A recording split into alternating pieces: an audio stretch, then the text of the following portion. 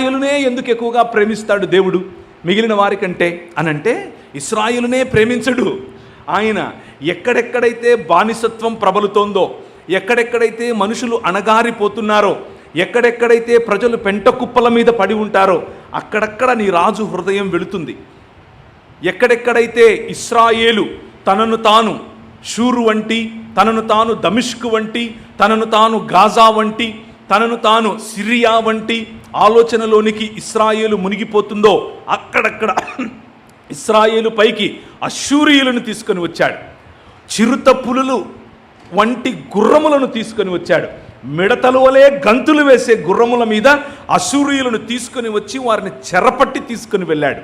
ఆయనకు ఏ పార్షియాలిటీ లేదు. ఇశ్రాయేలీయులతో మొదలు పెట్టాడు. ఇశ్రాయేలీయులతో ఎందుకు మొదలు అనంటే, ఆయన ఏర్పరచుకున్నటువంటి వారు నోవహు, ఆ తరువాత వచ్చినటువంటి సివిలైజేషన్, లేకపోతే నోవహు కాలం తర్వాత ప్రబలినటువంటి సివిలైజేషన్ ఏమిటి, నాగరికత ఏమిటి అనంటే మెసపెటోమియా నాగరికత. ఆ నాగరికతలో నుంచి ఒక్క కుటుంబాన్ని ఎన్నుకున్నాడు. అది ఆ కుటుంబం ఎవరు? కల్దీయుల కుటుంబమే. ఆయన మొదలుపెట్టింది ఇశ్రాయేలీయులతో కాదు, కల్దీయులతో. కల్దీయులను మరి ఎక్కువగా ప్రేమించాడని చెబుదామా? అలా కాదు. కల్దీయులు ఒప్రెసర్స్. కల్దీయులు అవతలి వారిని ఒప్రెస్ చేయటానికి పూనుకున్నారు.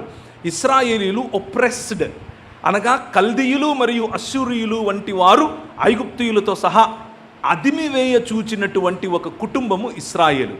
ఎవరైతే విరిగి నలిగిన వారో వారి దగ్గరికి నీ తండ్రి హృదయం, నీ రాజు హృదయం వెళుతుంది.